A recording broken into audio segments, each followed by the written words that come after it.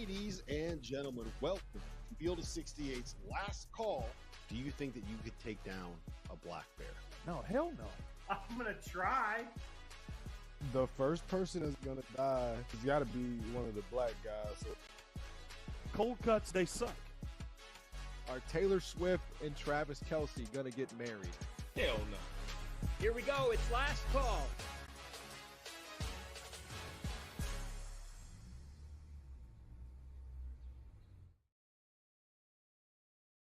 Welcome, ladies and gentlemen, to Stadium 4 Last Call. Randolph Childress, Tyler Hansborough, Rob Doster. We are the Field of 68, and this is Last Call. We're going to be here for the next 30 minutes answering the questions that you fire at us in the chat on the Stadium app. So make sure you go and you download the all-new Stadium app to interact with us live during the show. Join the live chat, play interactive games for a chance to win prizes. We want to hear from you, so download the app now. It's in the description below, and join in on the conversation. Gentlemen, let's get into it. It was a loaded night of college basketball. We saw Reed Sheppard hit a game winner and play one of the best halves of basketball we've seen. We saw BYU go into the fog and pick up a W, and we saw Notre Dame get their vengeance on Randolph Childress. I'm not going to stop bringing it up, Randolph. I'm sorry, man. So let's. This first question comes from Harry P. Which, all right, there you go. The 12-year-old humor is popping up again.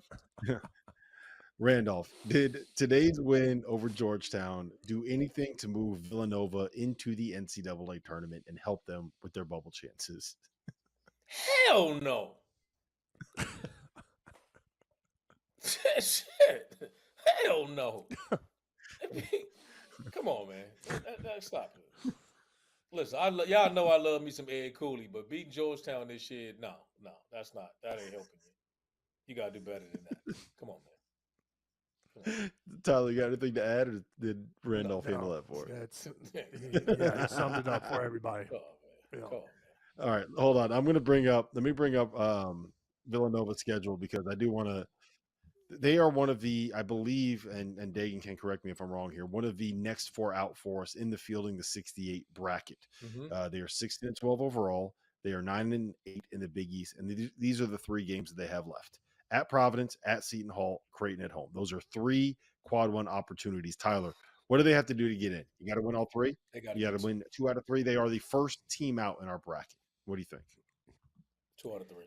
They got to win a couple. I mean, if they drop them all, they're gonna have to make a big run in the Big East tournament. They're gonna have to do something.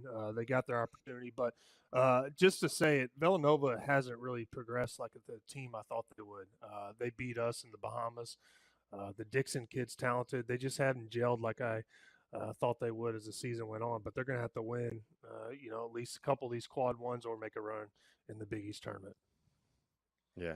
Randolph, you think they can do that? Like what we say, this is what they have to do. Can they do that? Are they good enough? Yeah, I think they can win 2. I just don't bet against Villanova in that aspect, but this just doesn't seem like there's something missing from a group that can make a deep run. Are they capable of winning 2 out of 3 games and giving themselves a chance? But even if they win 2 of those 3, I still think they got to win against a really good opponent in the Big East tournament. Yeah, I think they are going to be one of the thing that's fascinating about the Big East tournament this year, and one of the reasons RC, while I'm really excited to be heading up there for it, is that obviously UConn, Marquette, Creighton, they're all really good, like top 10, 15-ish kind of teams that have they can go into the Garden and win it all. You got Rick Pitino is going to be busting out the white suit with a chance to try to win it in the Garden. And then you have like 5 other teams that are all kind of sitting there somewhere in like bubble purgatory, right? Seton Hall still has to play their way in. Providence still has to play their way in. Villanova still has to play their way in. Butler still has to play their way in. St. John still has to play their way in. So there are going to be legitimate NCAA tournament bids on the line. Like some of these are going to be knockout games, right? If you lose, you're out. If you win, you're in Madison Square Garden in the Big East tournament. I think it's going to be a lot of fun to watch all of that play out. All right, this is from Pandas. And this you might have to think about this one for a minute, but what is a potentially the most fun opening round matchup of the tournament? Like what is a game that you could see, or let's not say the opening round, somewhere early in the tournament, what is a matchup that you would love to see happen? Randolph, why don't you go first on that one? Uh, you know what, Rob? I'm always for like redemption stories and something like that. So I would like to see, like a Princeton, win the Ivy League and get in, and then have to play Purdue again, and something like that, like a matchup like that. So if I had to pick something like that, would be a matchup of a year ago, and of opening matchup early, something like that. That would be Right some of now my in our dream matchup. bracket, Tyler, we have Princeton playing Wisconsin as a 5-12 game. We have Clemson and McNeese State. Will Wade, former Clemson assistant, taking McNeese State to take on Brad Brunell. Illinois and Richmond, that'd be a lot of fun. Here's one for you that I think I would love to see. Dayton and South Florida. That'd be a lot of fun to watch. Is there any, you don't have to do just the first round matchup. Are there two teams that you want to see play in the NCAA tournament, Tyler? None of those teams do it for me, Dolster, that you just mentioned right there. None of those games are like something that I would be, setting, recording and There's watching later. no Fairleigh Dickinson and Purdue and none of that stuff again. No. Well, I do know how the committee works, and a game that I could kind of have on my radar, and I know a lot of people would, Arizona and North Carolina. I think that is something that down the road, the NCAA, they always find a way to put these games where these guys, there's a little controversy or coach leaves the school. They find a way, if they make it down the road, they meet. So I could see that. It's not necessarily that, I'm, you know, getting, or that's what I want to see. That's just a game I know people could tune into, and I know how the committee works. So I could see that kind of aligning. Rob, I tell you what hold on, I tell Randolph. you what I'd add. You see him kind of say that's not necessarily a game I want to see. We don't want to see the drama. We don't want to see the. I'll tell you what, that's what I want to see, Tyler. Give me Caleb Love and Arizona going up against RJ Davis and North Carolina for the pride of the former Tar Heel background. I want that. That is messy. That is drama. I was about to get messy. Give it to me, man. Listen, that's what I was about to go back and say. I was like, man, I wish Ole Miss would get in, and then we could get Ole Miss and Texas playing. I was like, that would be a little messy matchup with some gossip and stuff to it too. So. But I like his better though. I take Arizona and Carolina. That'd be a better one. Yeah, that would be. I said the other day, I think the dream scenario Final Four would be getting North Carolina and Arizona on one side of the bracket, and then UConn and Purdue on the other side of the bracket, and that's what we talk about for 5 days heading into the Final Four. Think about that. Think about how much fun that would be. Think about the conversations that we could have. Think about the drama, like it just that's the ideal Final Four. I don't think the Final Four can touch the Final Four in New Orleans with Duke, Carolina, Kansas, and Villanova. I don't think you could. I think that's all time great Final Four. Yeah, it is. I don't think you know what's all time. You know what's all time great about that Final Four is Shamon Williams coming on, sitting there. I think he was sitting next to you, Randolph, and he was sitting next to you, Tyler, and he ended the rivalry. He said, "It is dead. It is dead."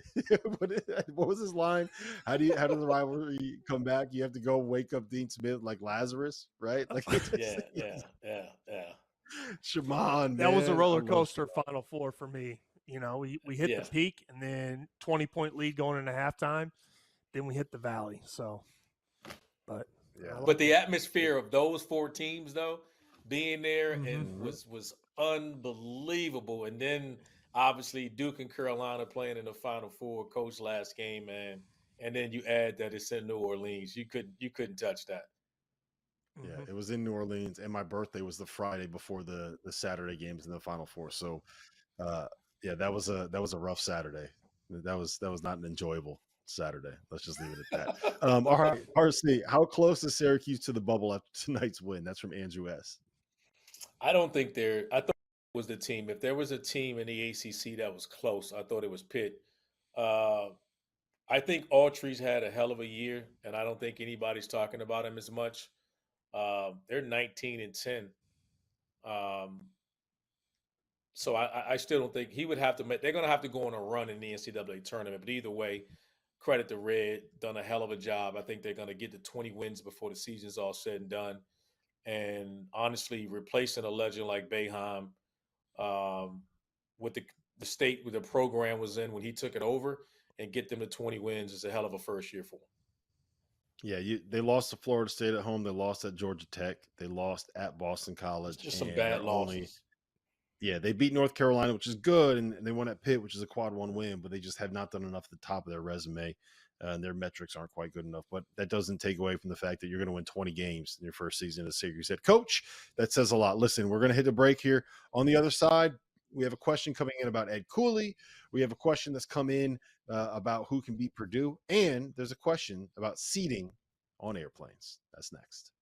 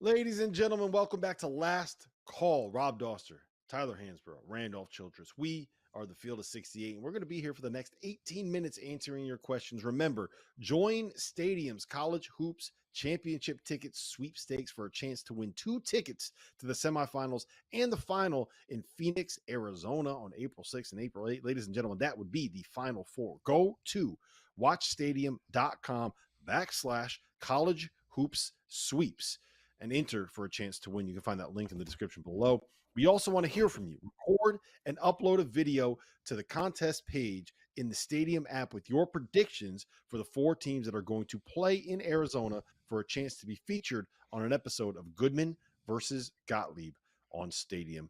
If you ever get a chance to be able to be on the same show as Goodman versus Gottlieb, run the other direction. That's my best advice. All right. I want you guys both to answer this, and RC, I'll go to you first in this one because you know the city of Washington, D.C. well. Are you concerned after his first season that Ed Cooley might not be able to get it done at Georgetown? That is from Nick. Am I concerned? No. I do think that there's a lot from an infrastructure standpoint that has to change at Georgetown too. Like I never thought it would be quick. I don't think, even in today's times with them having NIL money, there's a lot that I think needed to be fixed in Georgetown. So I do expect them to be better next year. I didn't think this team would be very good this year at all. I didn't see the talent. I didn't think they'd be there. But I do expect things to change, and I expect him to be more active in the transfer portal, and then more active in his recruiting and what their type of players that he wants to get in there. As you know, Ed Cooley's a different guy, man. He wants toughness. He wants certain guys, and you're taking over a program. You just can't get rid of everybody. Give me the first steps that he has to take to be able to turn this thing around. What is the key? I think the first thing is just internally in Georgetown, just making sure like people just think, just say NIL money. I think it's just figuring out, as you know, when you're there, I think in DC, how does he want to build Georgetown? Does he want to build it the same way that he built Providence, or does he wants to change? I mean, I think that's a fair question. I think he's going to have a little bit more talent.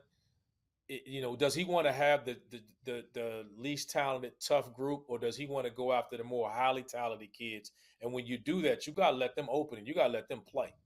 Like when you start going after those pros and those type of guys, they don't want that restriction. You say what you want. It's like we're talking about with Cal. When you get those young guys, he has to let Rob Dillingham sometimes take those shots where you're like, oh my God, what is he thinking? But you got to live with that. And that's some of the adjustments where I'm saying, I think Cooley has to decide, how does he want to play? Does he want to go back to Providence and play that physical rough style, which is give me a 3-star kid and let me have him play with a 5-star heart? Or does he want to go after 5-star kids? So that's what I mean when I say that's a decision he has to make on, because I think at Georgetown, he can get that type of talent there. Yeah, look, it's DC, Tyler. You got to go after the 5-star kid. It's DC. They got a lot of 5-star kids there. I'm with you, and also I think this is a great hire for Georgetown. And I think, first of all, the way he turns it around is you recruit locally and you kind of own your turf, and then you start going after those 5-star guys. I think the ceiling is high for Georgetown. They have a lot of history, a lot of tradition, and I think the potential to get those big-time recruits, if he does flip it, and I believe that he will. I have a lot of confidence. I actually really like the hire. I'm with RC. It's going to be, it's not going to be a night switch. It's going to take some time, and it's a difficult task to turn a program around. But Georgetown is Georgetown. The ceiling is high. You can eventually get those big-time guys and become a contender. So I would just say be a little patient right now. Yeah, it's that one's not going to be a quick flip. You got to get the fans back interested. You got to get the fans back in the arena. Tyler, who is going to beat Purdue? What type of team can take down Purdue this year in the NCAA tournament? Which mid-major is going to upset them in the first or second round? What mid-major? Listen, what type of team that's going to beat Purdue is if they are a spread out team that puts Edey in a bunch of pick and rolls and kind of wears him down and makes him guard, outside and puts him in a lot of ball screens. But outside that, I really don't see a lot of teams. I don't know. I don't really know outside of that what team would give Purdue a lot of issues. And, I don't think it's necessarily what you do to stop Edey. It's how you play against Edey. You make him guard on the perimeter, and you kind of wear him down. Randolph? If you make a team do what we saw happen tonight at Kansas, and that's what happened to them in the first round. Last year when they lost, it's because they ended up was forcing them to switch 5. And then you forced him to have to come out, which we saw tonight with Hunter Dickinson having. You get Hunter Dickinson, as good as he is, guarding a guard on the perimeter is just not fair. That's just something that he's not going to be able to do consistently. And that happened to Purdue last year in the tournament. If a matchup somehow forces them into something like that, then you're getting them out of their element. And we're not talking about a play or a situation. We're talking about if you're spacing and hitting enough shots to force them to switch 5 and got to make Zach Edey defend on the perimeter at the 3-point line, then I think Purdue's vulnerable at that point. Yeah, you know who I think would have a really good chance if they get a chance to play him again is Marquette, because they can get out, they can pressure, they can force turnovers, they can make it uncomfortable for the guards, and also Iguodala is like the space movement 5 man. All they want to do is play 5 out. Last thing, I want both of you guys to weigh in on this real quick. Randolph, the freshman of the year in the ACC. Tyler, I want your take on that too. Oh, it's a great question.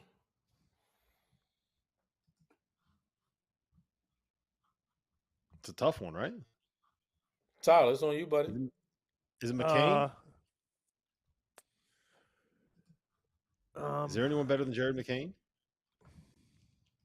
I would roll. But see, that's off the top of my head. No. But that's my question. I'll pose this to both of you guys. Are we talking about being on a better team or having a better year? Because I think the kid Burton, who had 31 a night on the Deeks, have been really good. I think he has. I don't think there's been any. He's had more pressure on him than any freshman in the ACC to have to respond to whether his team does well. And they've been in every game.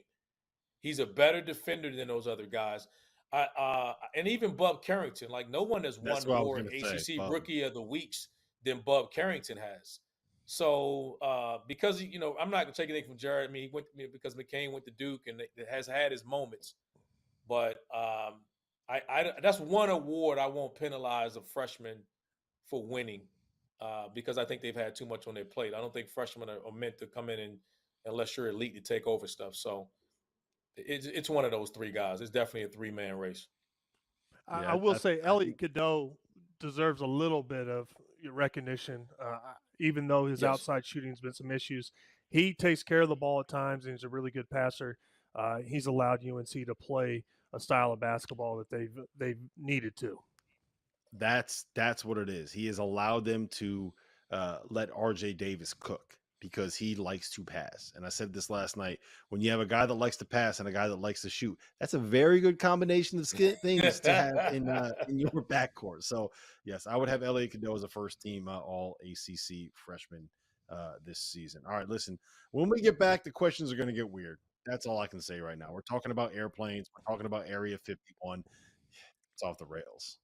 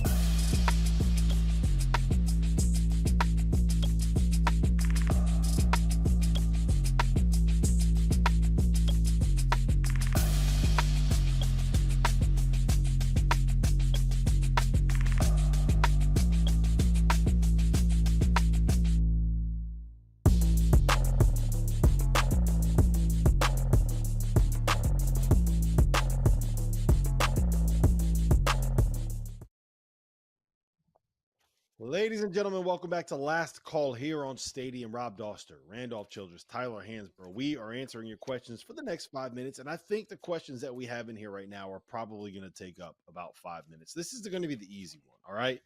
I want to go to you first on this one, Tyler, because you are the guy. Like RC's like 6'3", I'm 6'3". You are 6'9", right? Window or aisle on an airplane? Aisle every time. You know if push comes to shove, you can lay your legs out right in the middle of the aisle. Window doesn't give you a lot of options to do that. Unless it's a Southwest, I will say Southwest, you get that exit row. There's not a seat in front of you. That is an absolute money spot. That's the only time you would take American the window. too. They got that on American too. Randolph? I'm window. I gotta do the window. You know what's crazy is, man, I hate flying. Like I hate flying. I don't like it. Now I've gotten used to it, but I'm not a fan of it. And so I got to sit by the window and I got to pull the shade down because of seeing land or stuff moving. I'll get motion sickness. Oh, is that what it's not like you're afraid of flying, you get sick? No.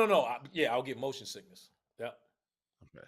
Yeah, that's not good. My son has gotten sick on an airplane twice, and I don't know if that's the story to be telling at Last Call right now, but I will tell you this: after it happened, I needed to hit a last call. That was not fun at all.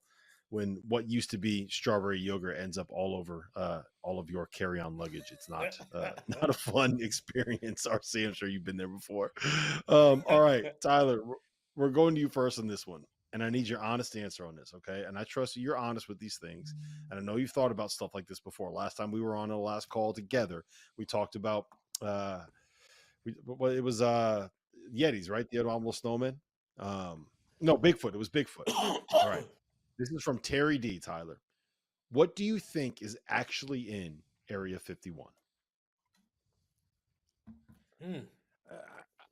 I would say that I think they're UFOs. I think they're some type of, airplane, whatever, that aliens used to get to the Earth, and that's what I'm rolling with.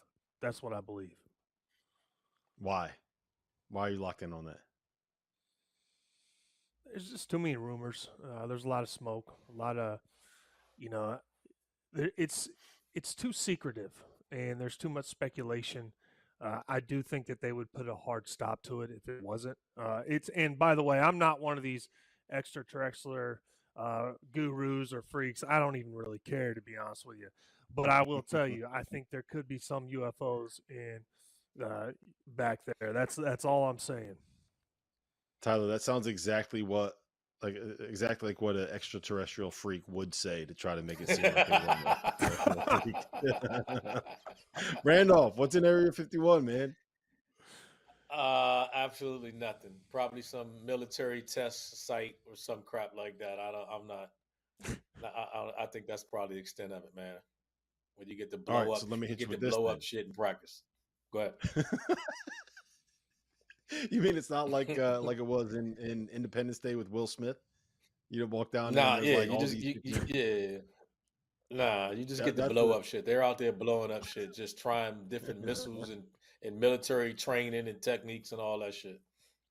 I'll tell you what, that sounds like a good time. All right, this is from our producer Trev. What is more terrifying, that we are not alone in the universe, or that we are alone in the universe, Randolph?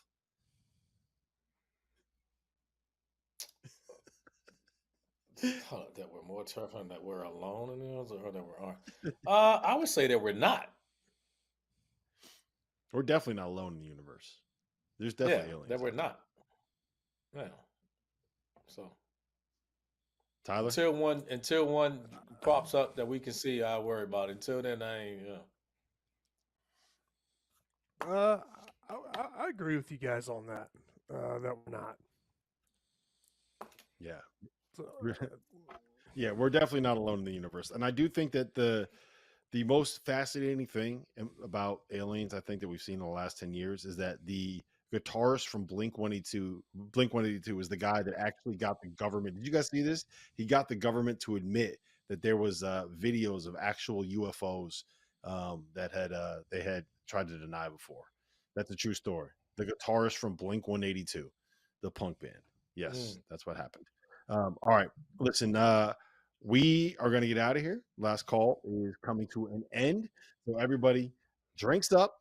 Tomorrow night, we will see you 11 p.m. Field of 68 after dark. Midnight, last call right here on Stadium.